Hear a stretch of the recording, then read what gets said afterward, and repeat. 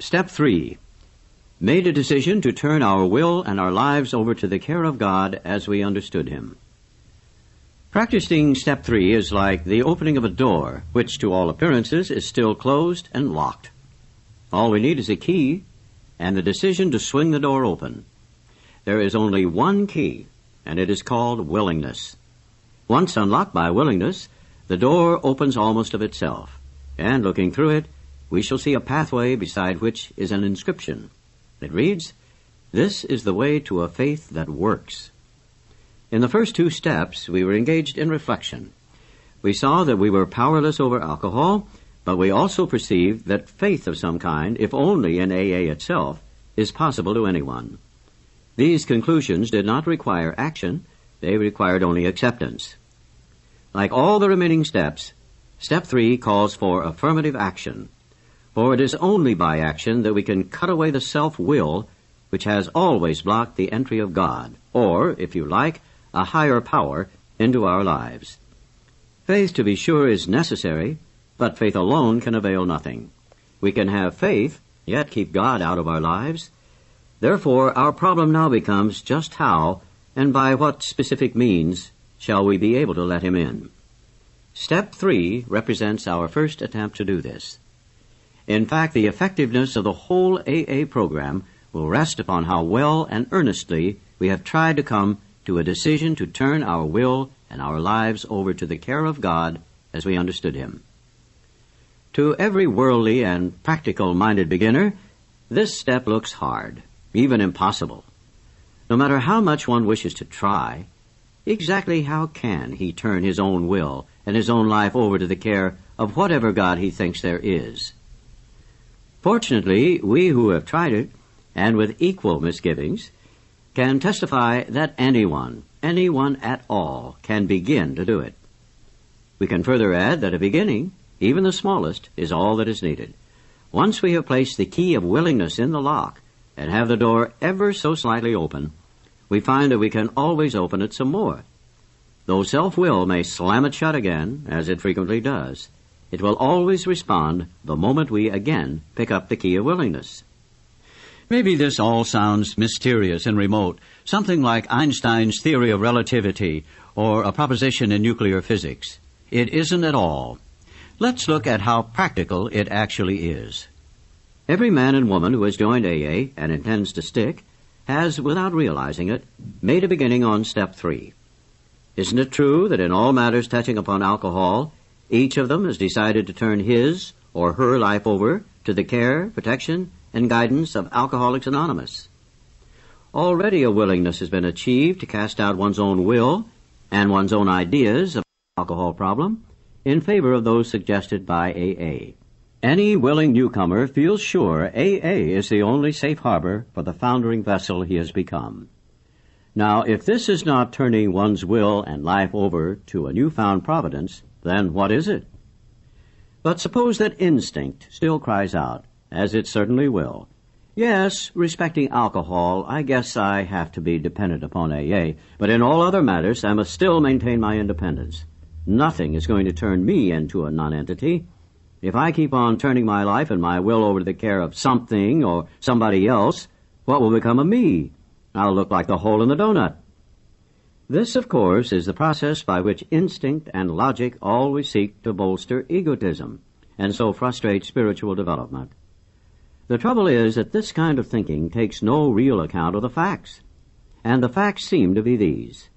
The more we become willing to depend upon a higher power, the more independent we actually are. Therefore, dependence, as AA practices it, is really a means of gaining true independence of the spirit. Let's examine for a moment this idea of dependence at the level of everyday living. In this area, it is startling to discover how dependent we really are, and how unconscious of that dependence.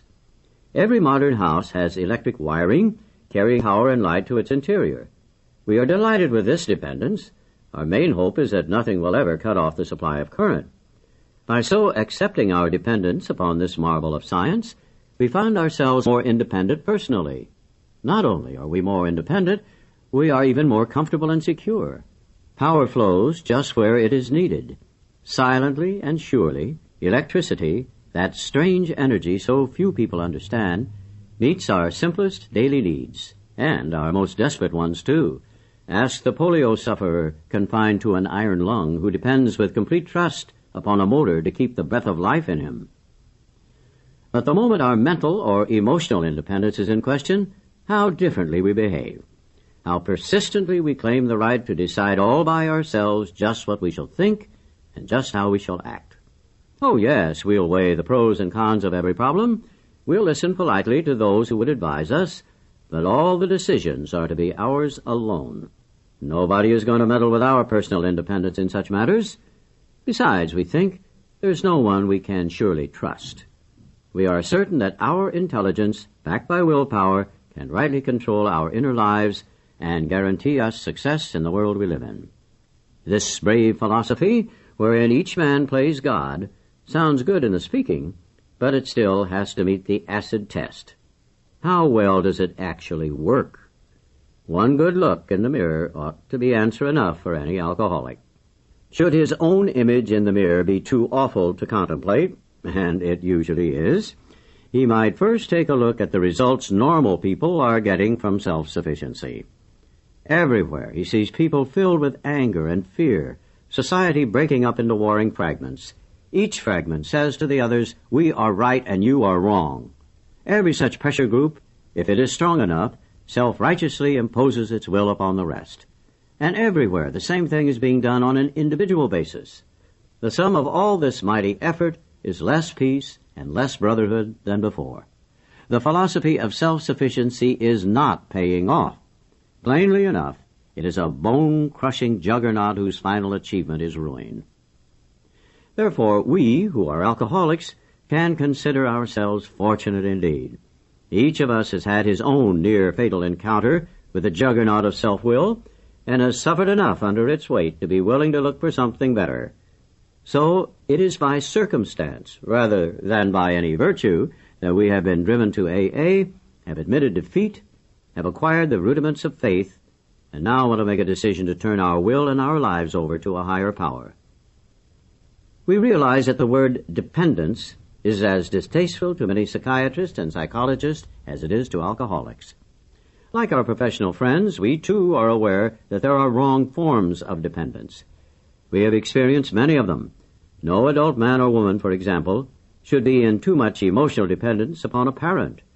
They should have been weaned long before, and if they have not been, they should wake up to the fact.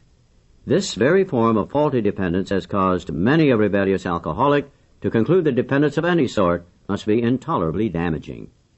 But dependence upon an AA group or upon a higher power hasn't produced any baleful results.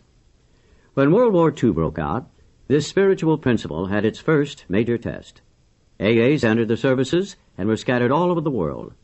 Would they be able to take discipline, stand up under fire, and endure the monotony and misery of war? Would the kind of dependence they had learned in AA carry them through? Well, it did. They had even fewer alcoholic lapses or emotional binges than AA's Safe at Home did. They were just as capable of endurance and valor as any other soldiers. Whether in Alaska or on the Salerno beachhead, their dependence upon a higher power worked. And far from being a weakness, this dependence was their chief source of strength. So how exactly can the willing person continue to turn his will and his life over to the higher power? He made a beginning, we have seen, when he commenced to rely upon AA for the solution of his alcohol problem. By now, though, the chances are that he has become convinced that he has more problems than alcohol, and that some of these refuse to be solved by all the sheer personal determination and courage he can muster. They simply will not budge. They make him desperately unhappy and threaten his newfound sobriety.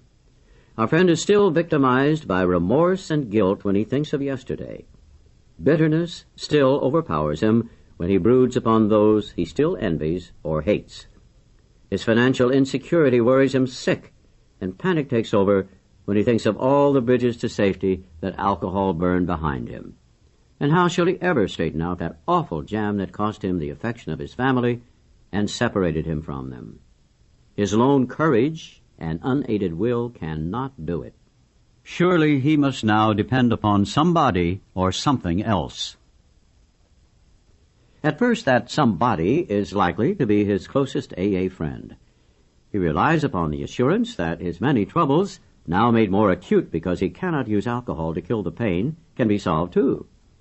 Of course, the sponsor points out that our friend's life is still unmanageable, even though he is sober, that after all, only a bare start on AA's program has been made. More sobriety, brought about by the admission of alcoholism and by attendance at a few meetings, is very good indeed. But it is found to be a far cry from permanent sobriety and a contented, useful life. That is just where the remaining steps of the AA program come in. Nothing short of continuous action upon these as a way of life can bring the much desired result.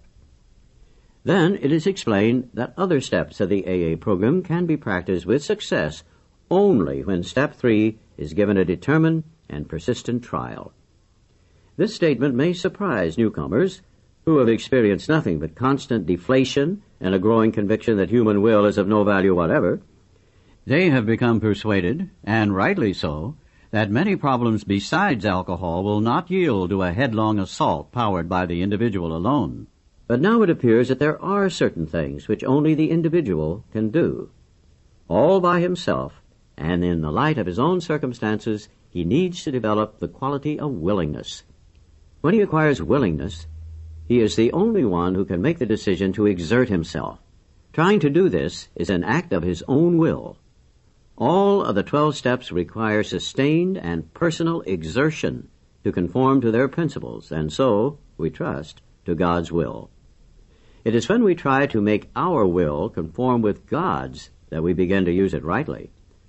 To all of us, this was a most wonderful revelation.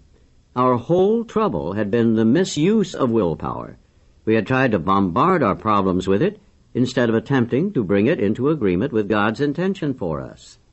To make this increasingly possible is the purpose of AA's 12 steps, and step 3 opens the door. Once we have come into agreement with these ideas, it is really easy to begin the practice of step 3. In all times of emotional disturbance or indecision, we can pause, ask for quiet, and in the stillness simply say, God grant me the serenity to accept the things I cannot change, courage to change the things I can, and wisdom to know the difference. Thy will, not mine, be done.